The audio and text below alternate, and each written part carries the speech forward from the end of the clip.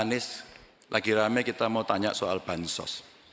Karena menurut saya bansos ini adalah kewajiban negara dan rakyat berhak mendapatkannya. Tapi kita punya problem. Karena banyak klaim yang diberikan seolah-olah ini bantuan orang per orang atau kelompok. Padahal kita masih punya.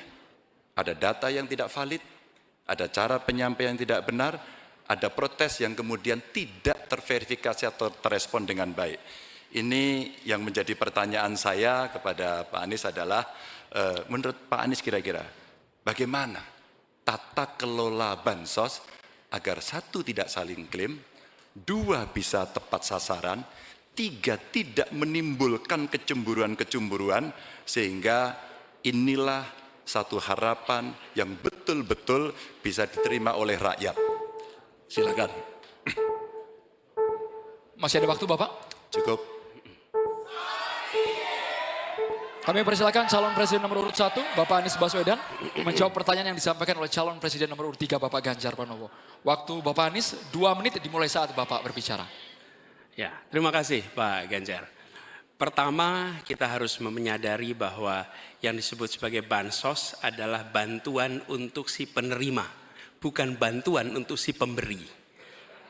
Karenanya, dia diberikan sesuai dengan kebutuhan si penerima.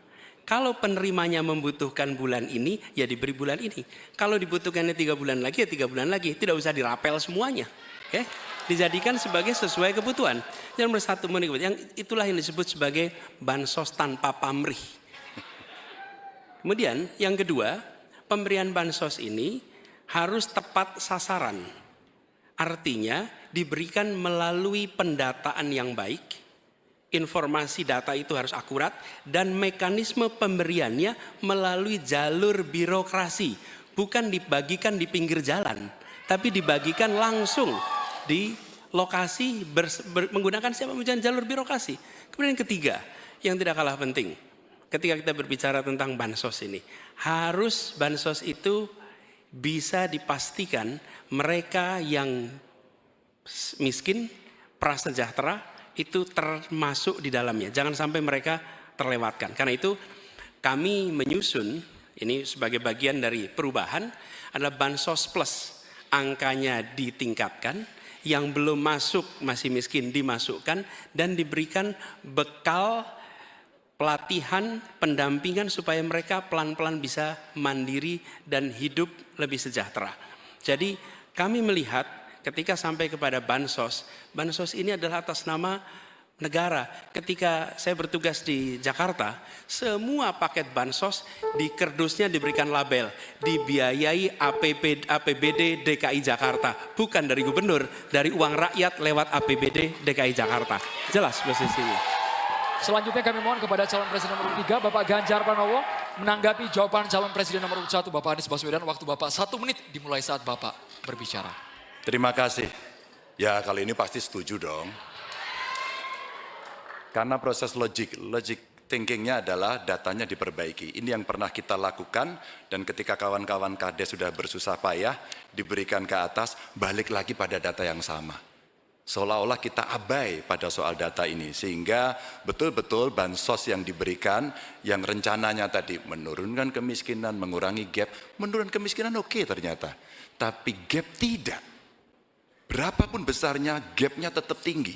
Ini menarik dan kami punya data yang kita bisa baca, dan tentu saja ini penting, memang paradigma bansos, sekali lagi ini betul-betul hak rakyat. Tugas negara dan pemerintah adalah memastikan itu, bahwa ini adalah tepat sasaran dan tepat waktu. Tadi yang disampaikan betul. Dan kami berusul bantuannya ganti aja deh, bantuan kesra.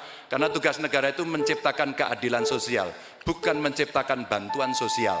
Waktunya habis Bapak. Sekarang Bapak Anies Baswedan untuk langsung menanggapi jawaban dari Bapak Ganjar Pranowo. Waktu Bapak 1 menit dimulai saat Bapak berbicara.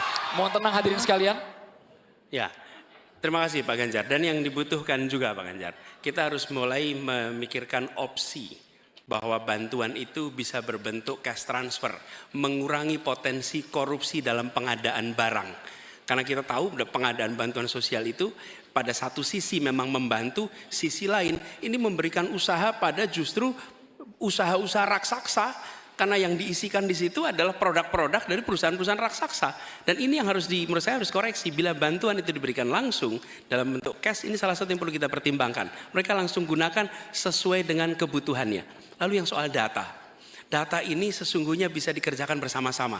Kami pernah lakukan di situ, pasti sama nih Pak Jar, berikan kepada RT, RW, mereka musyawarah mencocokkan siapa dalam daftar itu yang benar, siapa dalam daftar itu yang keliru. PKK, LMK, kemudian Karang Taruna, RT, RW, mereka bisa membantu. Datanya akurat, dananya dipakai sesuai kebutuhan. Makasih.